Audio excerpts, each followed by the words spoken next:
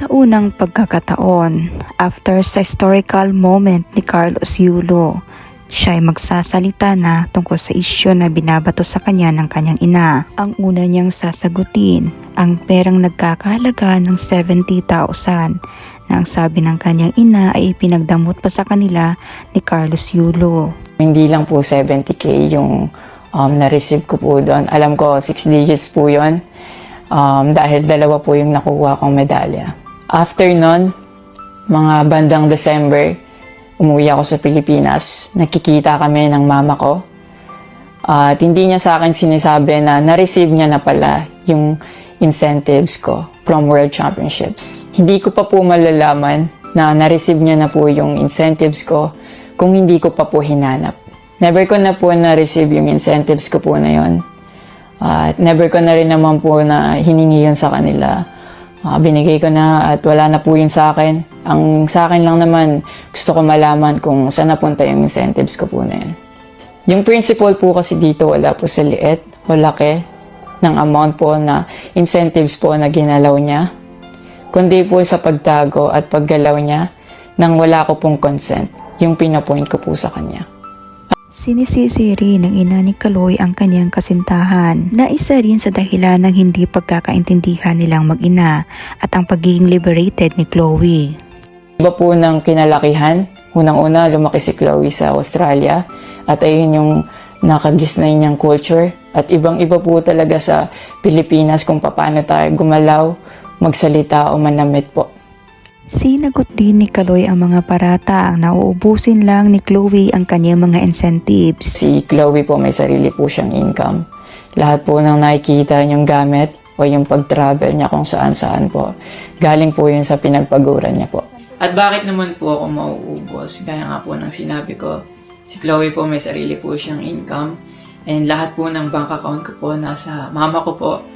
At may mga instances po talaga na si Chloe po yung sumasalo sa akin that time po. Bukod sa incentives po, nasa kanya din kasi yung bank account ko sa monthly allowances sa pag-gymnastics ko.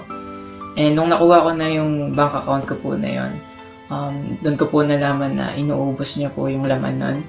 And nasa akin po yung mga bank statement ng withdrawal po na ginagawa niya po.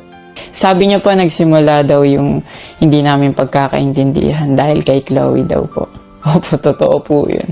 Dahil ever since unang-una pa lang, ayaw niya na kay Chloe kahit hindi niya pa po nakikita or nakikilala in person.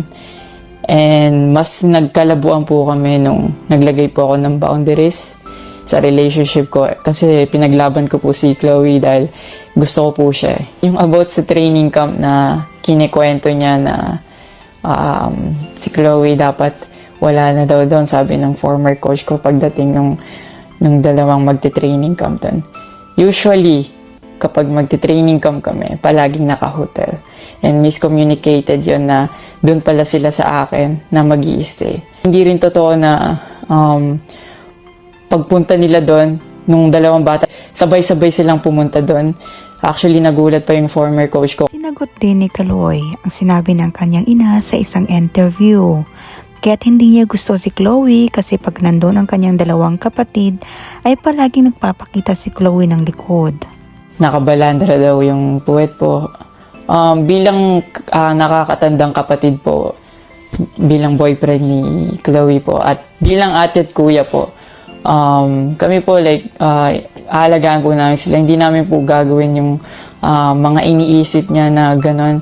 Ang dumi niya mag-isip at hindi appropriate yon para sa akin at disrespectful yon actually sa akin and kay Chloe po.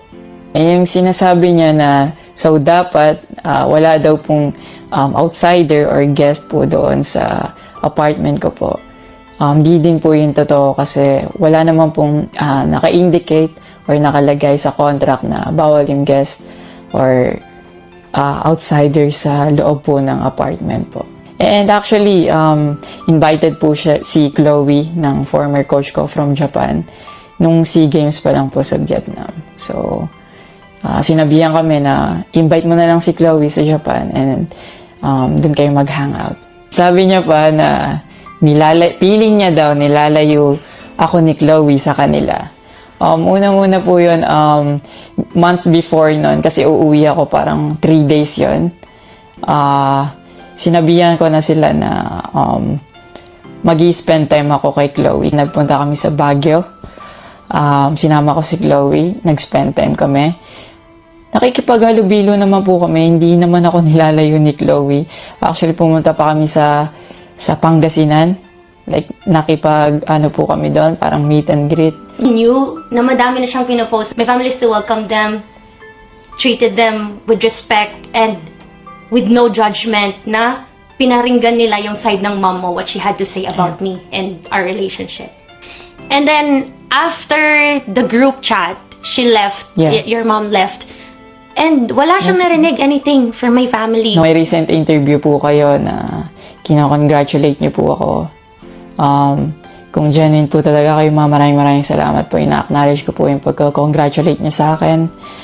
Pero nagpa-flashback pa rin po talaga yung masasakit yung sinabi sa akin at yung mga hindi niyo pag-wish well sa akin. Like, tumatatak po yun sa akin talaga. Ang message ko po sa inyo, na mag-heal kayo, mag-move on, at napatawad ko na kayo long time ago po. Pinagpipray ko na maging safe kayo palagi at nasa maayos kayong kalagayan dyan lahat.